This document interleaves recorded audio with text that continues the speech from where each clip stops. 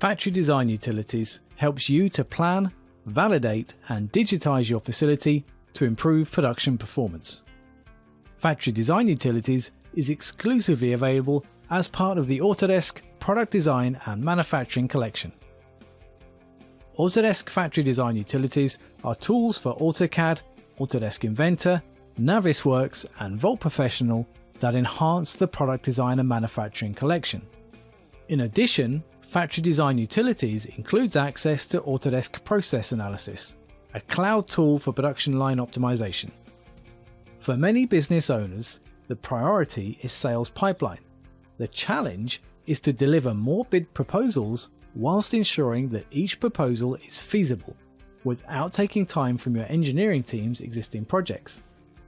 In addition, the fluid nature of customer requirements means that many bids need multiple revisions before a successful or unsuccessful conclusion.